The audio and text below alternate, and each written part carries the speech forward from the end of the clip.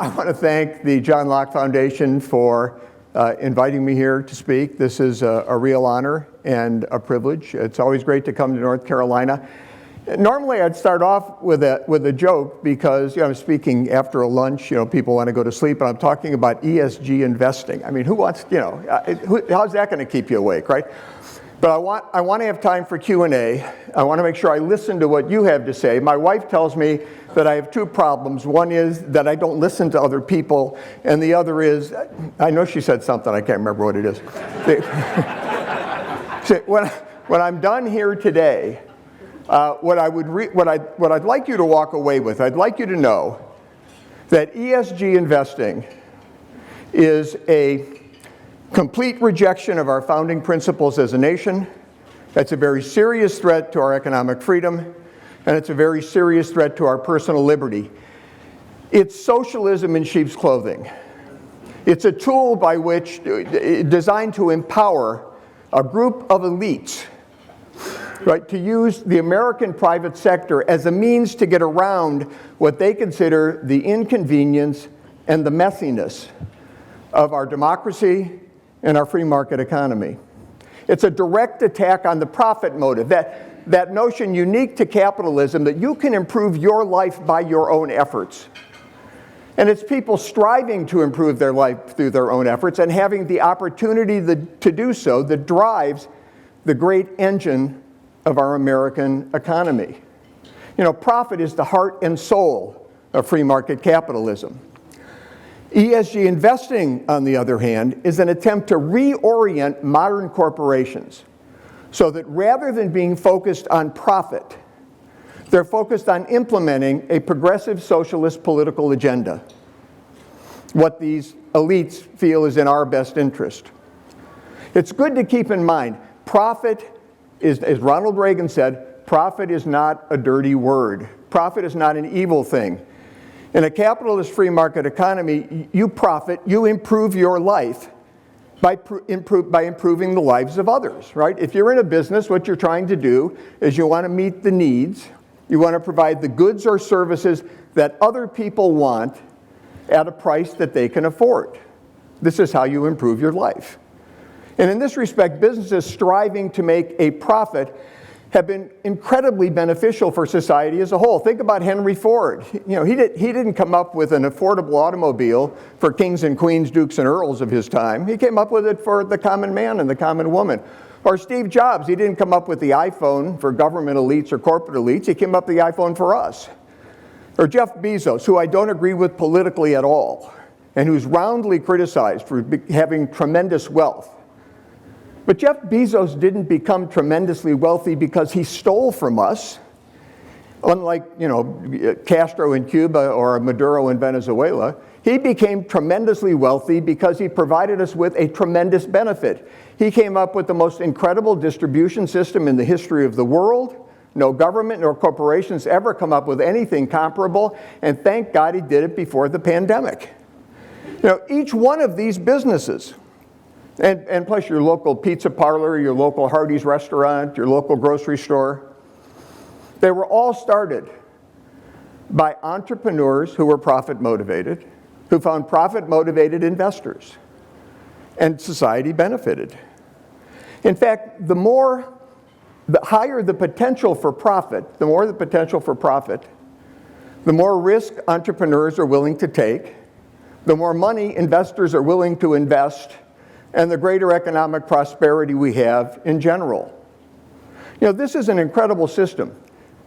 And not just in the United States. Free market capitalism has created more wealth than any economic system in history and has lifted billions and billions of people out of poverty.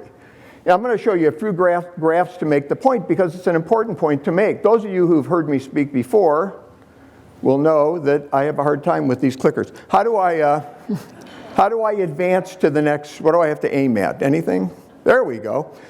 This is a graph by an individual named Angus Madison, and what it shows is GDP per capita. He was an historical economist, goes back to the year 0, so the birth of Christ, forward, and measures GDP per capita for the entire world. That is, economic growth per person. Why they call it GDP per capita, I think economists just like to sound smart.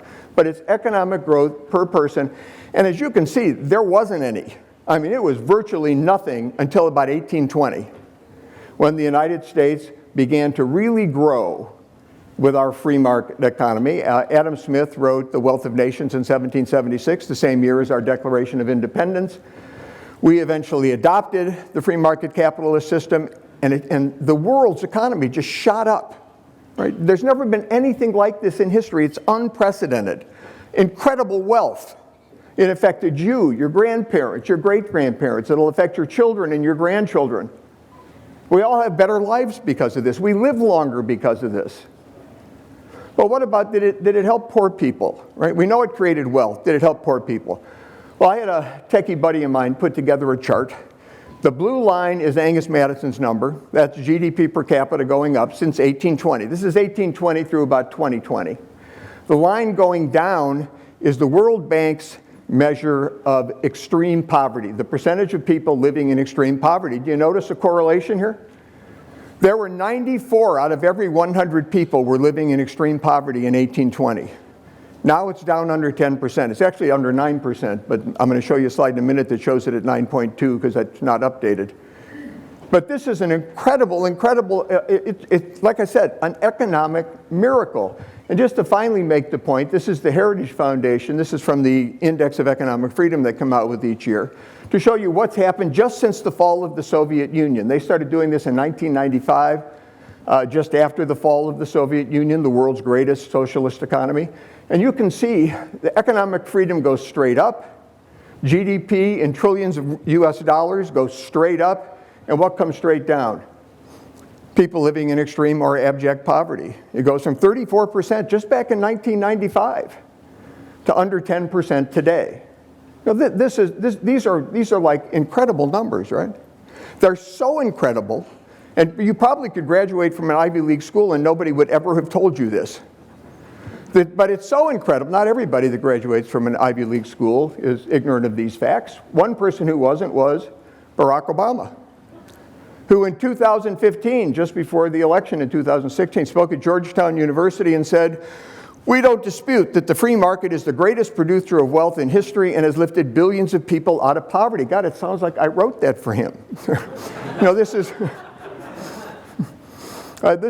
is absolutely an incredible event in human history. All right, so how does ESG fit into this? All right, ESG stands for, as David said, environmental, social justice, and corporate governance investing. These are investment criteria that guide the decisions of virtually every asset manager in the United States. If you have a 401k plan or a pension plan, or you invest in a mutual fund, or you've got ETFs, you are invested in promoting the ESG agenda. You may not know it, you may not want it, but you are invested. Your state is invested in promoting the ESG agenda with its state pension funds and other state funds if they're invested with any of these asset managers. Now, normally when people invest their money, right, you invest because you want a return. You want to see your money grow. You want to earn some income. You want to see your assets become worth more. Maybe you want a little money for retirement. You don't want your investment managers using your money to accomplish a leftist agenda that progressives can't accomplish at the ballot box because they don't have popular support. In other words, you don't want your money used as a shortcut around our democratic political process, where we take the power out of our hands to elect, in our representative democracy, to elect representatives like the wonderful people you've seen here today. We want to keep the power in their hands. We don't want to use our money as a shortcut around that. But that's exactly what ESG investing does. And really, it's a marriage. And I'll talk more about this near the end. But it's a marriage between government elites or bureaucrats and corporate elites. And when they team up, they can use our money to enact a progressive socialist agenda when they don't have the popular support to change our laws or to change social policies. And this has become, the really frustrating thing is they use our money, right? At least George Soros and Mark Zuckerberg and Bill Gates, when they do these idiotic, horrible, progressive socialist things, at least they use their own money. These people are using our money, and it's become, this ESG investing has permeated our economy, and it's permeated our lives, even though most people don't know it. And it's kind of understandable, because really ESG investing, it's not easy to understand, mostly because even people who promote it don't know what it is. Right? Suffice it to say, it includes whatever progressive agenda item is on the table that day or that week or that month. They shift it around. Now, there's some things we know it does include. We know it includes radical environmental policy. We know it includes trying to force American corporations to implement plans to put in place the Klaus Schwab, Davos crowd, World Economic Forum, Paris Climate Accord goal of net zero carbon emissions by 2050. That's something that they really advocate strongly. It's the E in ESG, which of course would absolutely bankrupt many governments across the world, would force people to live in poverty, would really hurt our economy. Right? This is what socialism generally does, right? It produces poverty and want. Well, the E in ESG would produce poverty and want. Another thing they love, these ESG investors, they love critical race theory HR training. What they had at Coca-Cola and what they're talking about now. I guess they've got it at American Express and some of these other companies, where you teach your employees that they're either victims or oppressors, not based on anything they've ever done, but based solely on their race. Right? Aren't we divided enough as a nation already without putting people in the oppressor and victim categories based solely on race or sex or national origin? And then there's the discriminatory hiring practices, that you're supposed to promote people to executive positions, or you're supposed to put people on your board of directors, not on their merits, not on how good they are or how well they perform. You're supposed to put them on your board of directors because of their race or their sex. My entire professional career, I fought against people being promoted based on their race or their sex.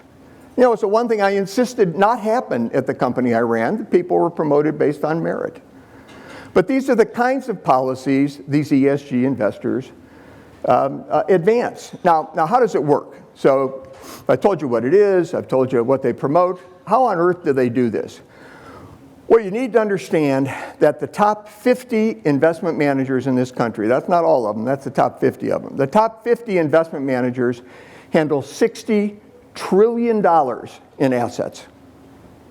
The largest three are Blackrock, State Street, and Vanguard. You've probably heard of them. If you add the three of them together with the assets they manage, they are cumulatively, it's hard to say with a dry mouth, cumulatively the largest shareholder in 80% of the companies in the S&P 500. That's incredible power. The largest of them is Blackrock. Blackrock on its own manages $10 trillion in other people's money. Most of the people in this room that have investments likely have some of their funds invested with Blackrock. $10 trillion. They alone are the first, second, or third largest shareholder in 80% of the companies in the S&P 500. BlackRock is a monster. And it's a monster that corporate CEOs can't ignore. Because BlackRock votes its shares, right? They didn't used to vote shares. Now they vote the shares. They didn't used to vote them because honestly, they're not their shares. This is your stock. It's not their stock. Right now they vote the shares, and they vote them with a vengeance. All of these investment managers, they're on this ESG bandwagon. Well, why is that important? Well, if you're a corporate CEO, you don't want directors on your board that are unfriendly. I mean, who wants unfriendly directors? Well, these guys can change the composition of your board if you're not following what they tell you to follow. Good example, probably heard about Exxon. right? Exxon, there was a little hedge fund, owned very few shares of Exxon, called Engine Number One. It decided it would be a great idea to put environmentalist on Exxon's board. Think about that. We know oil's going to be zooming up, right? These guys want to put environmentalist on Exxon's board. They have no chance, right? No chance. Management opposes it. Wrong. State Street, Vanguard, and Blackrock join with this little hedge fund. And guess what happened to Exxon? They now have, as you can see on there, Exxon loses board seats. They now have environmentalists on their board. And BlackRock, by the way, BlackRock doesn't have to vote its shares to scare CEOs, right? They're already scared. Everybody knows what happened to Exxon, and BlackRock has meetings with CEOs, right? And you go and you meet them, and you tell them what you're expecting them to do. You tell them what you want them to do. And, they're going to listen to you because they know what happened to Exxon, right? Another thing to remember is that CEOs are compensated based on how their stock does, right? CEOs get options. So the idea is to align the shareholders' interest with the CEO's interest. So when normally, if you perform well, you would assume the stock would go up. If you perform poorly, it goes down, and CEOs are judged by that. Not true if BlackRock is involved.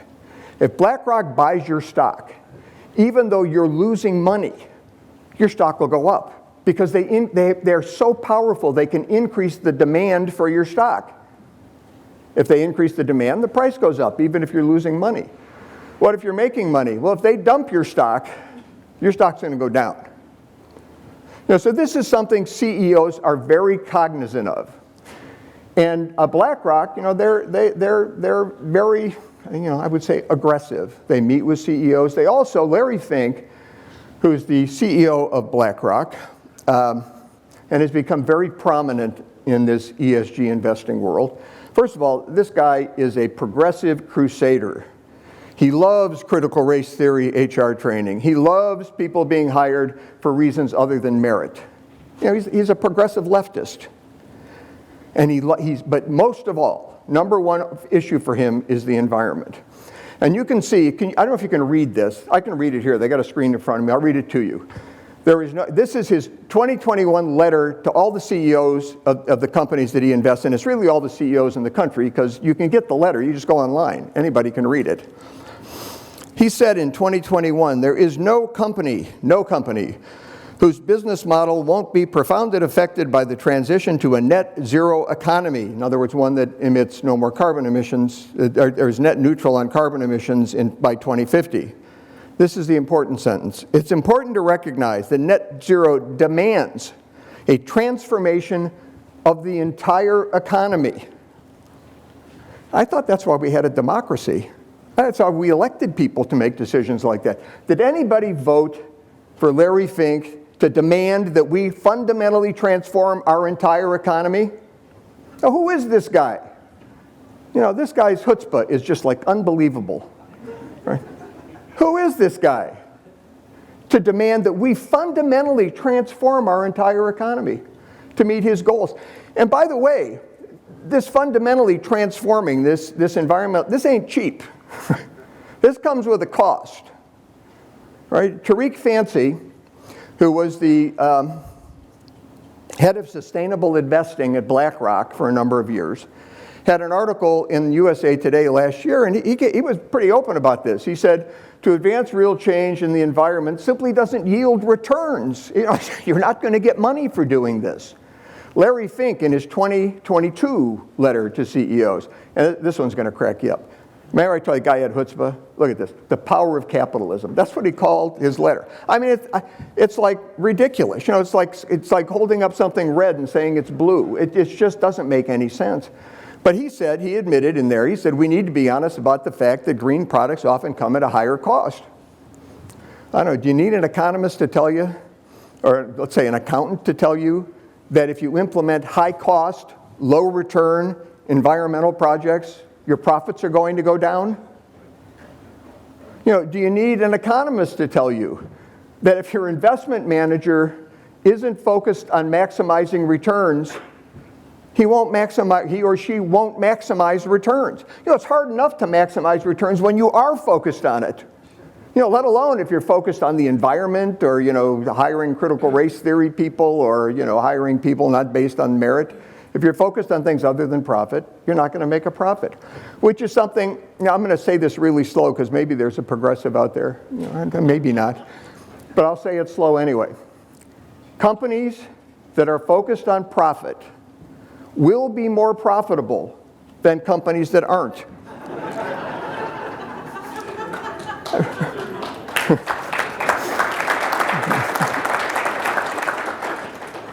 Who pays for that? You pay for it. I had an article in the Wall Street Journal last year. Who really pays for ESG investing? Of course, it's ESG, everybody turns off, right? Now people are starting to listen, but a year ago you said ESG and all the eyes glazed over. But we pay for it. Keep in mind, the economic burden of that agenda falls on ordinary folks who just want to enjoy a comfortable retirement. We're the one paying that tax whenever we let them do this. And by the way, I told you it was go back, that was my favorite slide. I don't want to miss that. Okay, this is my favorite slide. I love this. This is the woke industrial, I got a buddy named Vivek Ramaswamy. Maybe some of you have seen Vivek on TV. He's a good guy. But he calls it the woke industrial complex. And he's right. There is a woke industrial complex. It's just to take Eisenhower's phrase about the military industrial complex and apply it to modern times. This woke industrial complex is no joke. I think we all know Joe Biden is not making the decisions in the White House. Anybody think that he is? Yeah, no, okay, all right. So who's making the economic decisions? Well, it turns out, wouldn't you know it, that there's this union between BlackRock and the Biden administration. You've got Brian Dees, who was a BlackRock investment executive, is on the National Council of Economic Advisors. Adebayo Adeyemo, the former chief of staff for Larry Fink, is now the top official under Janet Yellen at the Treasury Department. And Michael Pyle, he's now President Harris's top economic advisors, and man, she needs one. But all three of these individuals were in the Obama administration. Then they were at BlackRock, and now they're at the Biden administration. So what does that mean? Am I like hyping this up? No, in fact, we're actually seeing the results of these people being there. One thing we're seeing is the SEC is now proposing that companies have to publicly disclose climate, right, board diversity, and human capital. Remember the three things I told you that ESG was focused on? You now have to disclose those. Why? Well, so Larry Fink can figure out how to vote his shares. This is a BlackRock promoted policy. The Labor Department's in on the act too. The administration is now promoting a 401k funds based on ESG investing. Now think about that. It's a retirement money. They're setting up a retirement fund that they want employees to invest in that isn't focused on generating retirement income. It's focused on ESG investment criteria. Now, during the Trump administration, Gene Scalia got a regulation passed that made it real clear that, at least under ERISA, which regulates private pension plans at the federal level, that ESG investing did not satisfy a fiduciary's obligation to the beneficiaries of the funds. The Obama administration wants to change that. And look at the bottom here. It says asset managers like BlackRock are pushing this. Why? They can charge higher fees. A newly proposed rule by the Labor Department could force U.S. companies to offer ESG funds to their employees, 401k plan. It has promising implications for BlackRock. Larry Fink is like the president. He's the king of ESG investing. He's the king of the woke industrial complex. Personally, I don't want, as a capitalist, I don't want government bureaucrats running the economy because they suck at it, right? Well, I don't want these corporate elites making our political and social decisions because we didn't vote for them. We have a system where we elect representatives and where we guide the economy. With every dollar we spend, we vote on what products succeed, what industries succeed, and which ones fail. If we don't want companies, burning natural gas because it might someday have some implication for the atmosphere, we can either vote people into office who will pass laws to stop that, or we can stop buying that company's products, right? We have power. They want to take that power away from us. Now, because there's some younger people out there, I do want you to know I'm not completely blind to the appeal of woke capitalism and ESG investing. Businesses are great engines of economic productivity, but we need more than wealth, right? We need more than wealth as human beings. That's why healthy societies have healthy families, strong religious institutions, thriving arts, and other agencies through which individuals can find love, inspiration, moral clarity, emotional stability. Businesses cannot and should not be the primary agents for satisfying those needs. They're just not set up to do that. What they can do is create the wealth that supports the rest of society, so the rest of society is empowered to help take care of those needs. And the business community can do that if it's allowed to focus on the profit motive.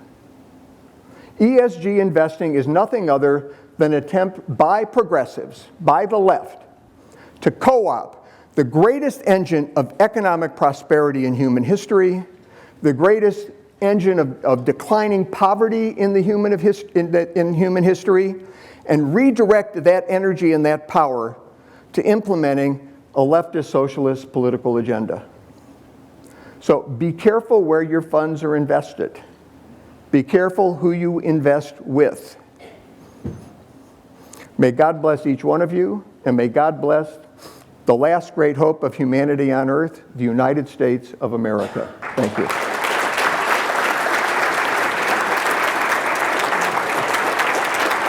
Oh, thank you.